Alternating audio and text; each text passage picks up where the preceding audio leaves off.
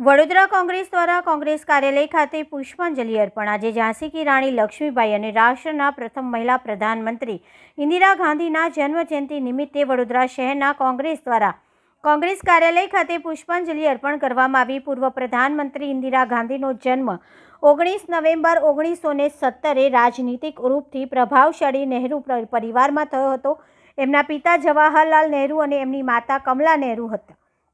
ઇન્દિરા ગાંધી વર્ષ 1966 થી 1977 સુધી સતત 3 વખત ભારત ગણરાજ્યની પ્રધાનમંત્રી રહ્યા હતા અને ત્યારબાદ ચોથી વખત 1980 થી લઈને 1984 માં એમની રાજનીતિક હત્યા સુધી ભારતની પ્રધાનમંત્રી રહ્યા હતા। ઇન્દિરા ગાંધી ભારતની પ્રથમ મહિલા પ્રધાનમંત્રી હતા। ઇન્દિરા ગાંધી 1966 થી 1980 સુધી સતત 3 વખત દેશની પ્રધાનમંત્રી રહી ચૂક્યા હતા। ત્યારબાદ 1980 થી લઈને 1984 સુધી ગાંધી ચોથી વખત પ્રધાનમંત્રી બન્યા હતા।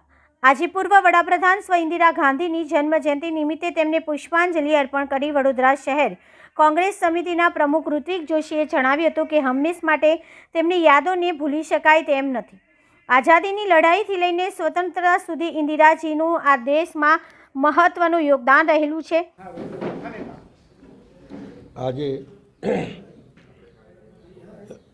વીરાંગના લક્ષ્મીબાઈનું જન્મદિવસ છે ને આજે દેશના ભૂતપૂર્વ પ્રધાન સ્વર્ગીય ઇન્દિરાજીનો પણ આજે જન્મદિવસ છે।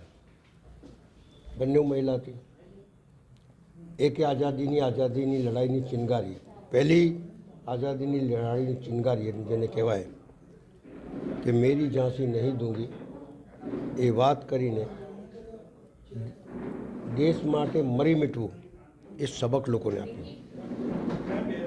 અને એમની ગાથાઓ, એમની વાર્તાઓ સુભદ્રા કુમારી ચૌહાણે પ્રસ્તુત જે કરી છે કે સિંહાસન हिल उठे राजवंशों ने भृत्ति तानी थी, बूढ़े भारत में भी आई फिर से नई जवानी थी, नकली युद्ध व्यूह की रचना और खेलना खूब शिकार, सैन्य घेरना दुर्ग तोड़ना, ये थे उसके प्रिय खिलवाड़।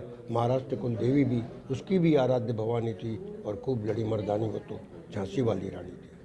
मेरी झांसी नहीं दूंगी। 12 વર્ષની ઉંમરમાં એમના લગ્ન થઈ જવા, વિધવા થવું, અંગ્રેજો એમનો રાજ્ય, એમનો દેશ હથવા લઈ લેવા માટે આવ્યા ત્યારે એમનો એક વચન હતો કે મેરી ઝાંસી નહીં દૂંગોને યુદ્ધ કર્યું। લડતા લડતા પૂરા ગ્વાલિયર સુધી ગયા અને ત્યાં વિરાંગતી પ્રાપ્ત થઈ, પણ એક ચિનગારી આપીને ગઈ આ દેશને કે આઝાદી કે લીએ મર મિટો પણ પીછે મત હાથ કરો। એ જ રીતે ઇન્દિરા ગાંધી દેશ કઈ રીતે ચલાવવો, દેશની અંદર કઈ રીતે લોકોને ગરીબોને આગળ લાવવું, તમામ બાબતોની અંદર એક એમના જે પરાક્રમો જુઓ તેવા પરાક્રમો હતા કે પાકિસ્તાનને મંચ ઉપર ઉભારીને ગાળો નહીં આપવાની, ये इधर से आया इसका वोट नहीं चाहिए ने ये आया उसका वोट नहीं चाहिए, વાર્તાઓ નહીં કરવાની, પણ સીધા અંદર ઘૂસીને 2 ટુકડા કરી દેવા પાકિસ્તાનના, ये हिम्मत थी। અને એમને વિરોધ પક્ષના નેતા અટલ બિહારી વાજપેયીને कहा था ये दुर्गा का स्वरूप है। જ્યારે વિરોધ પક્ષ બી જ્યારે તારીફ કરતો હોય અને બેંકનો રાષ્ટ્રીયકરણ, ગરીબ માણસ અંદર ના ઘૂસે એવું, 18 વર્ષનું મતદાન, તમામ બાબતો, પણ આખર એમનું શું હતું, એમની નિગાહ, એમને જોવાનું દૃષ્ટિકોણ એ દેશની અંદરથી ગરીબીઓ મિટાવવાનું, રહેનું ઘર, ખેડેની જમીન, આવા બધા કાયદાઓ પ્રસ્તુત કરીને નીચેના સ્તરના માણસને ઉપર ઉઠાવવાનું જે કાર્ય કર્યું છે, એમાંથી આજના જન્મદિવસના દિવસે બંને મહિલાઓ ઉપરથી वो कहते हैं ना राज हट, बाल हट और स्त्री हट, वो सबसे खतरनाक चीज़ है। स्त्री જ્યારે એક વખત નક્કી કરી લે કે મારે કરવું છે ત્યારે કરીને બતાડે છે અને એમાંથી એ જ શીખવું જોઈએ કે મહિલાઓને તમે આગળ લાવશો તો દેશ બી મજબૂત થશે, નિર્ણયો પણ મજબૂત થશે।